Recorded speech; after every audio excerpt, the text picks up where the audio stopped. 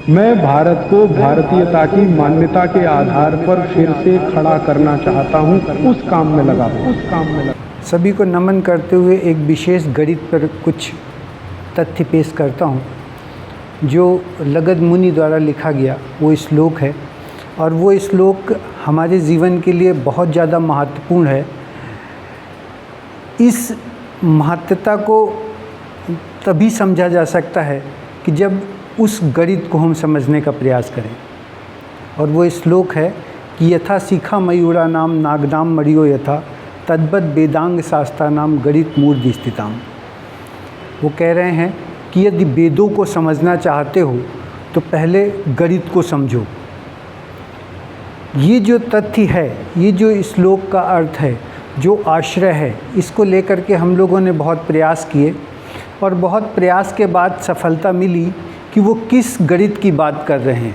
क्योंकि जो गणित हम लोगों को आज पढ़ाई जा रही है वो वैश्विक गणित है, और ये वैश्विक गणित बड़ी सोचने के बाद हमारे यहाँ प्लान की गई है, पढ़ाई जा रही है। और जो इतना सोचने समझने के बाद हम लोगों को ये गणित पढ़ाई जा रही है, उसके पीछे जो तथ्य मिलते हैं वो तुलसीदास जी के अकॉर्डिंग अगर माने तो आप ऐसे मान के चलिए कि ये कलयुग में ये गणित पढ़ाई ही जाती है। अगर तुलसीदास जी को देखें तो, अगर तुलसीदास जी की बात को माने तो ये तथ्य निकलता है।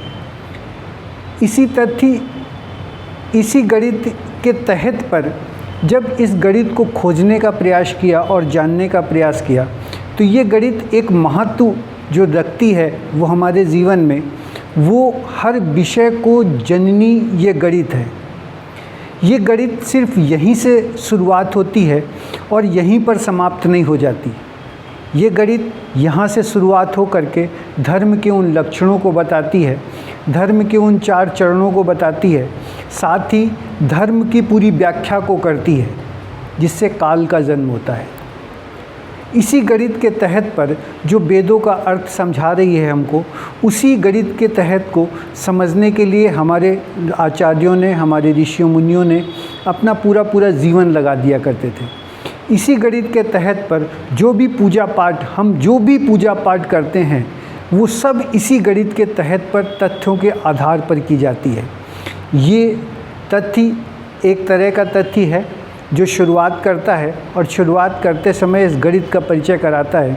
इस गणित को परिचय ले लेना, करा लेना, आने वाली पीढ़ी को समझा देना बहुत ज़्यादा अनिवार्य है। और गणित के इस तथ्य पर सोचना और समझने के साथ में इस गणित का ज्ञान लेना जीवन का एक अनिवार्य अंग होना चाहिए, ऐसा स्वामी दयानंद सरस्वती जी का मानना था।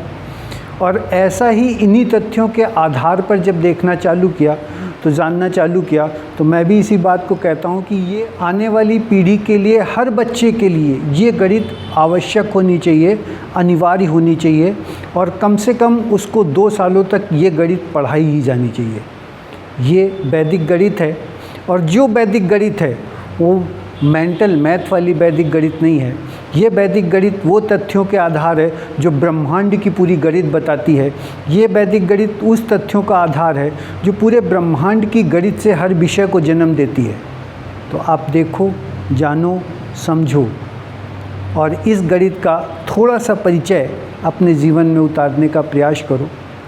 और इसी गणित के तहत पर जब हम लोग आगे कार्य कर रहे हैं, लगातार इसको जानते चले जा रहे हैं, तो आप विश्वास करो कि जो जीवन में आने वाले रोग हैं उन तक के तथ्यों का आधार ये गणित दिखाई देती है।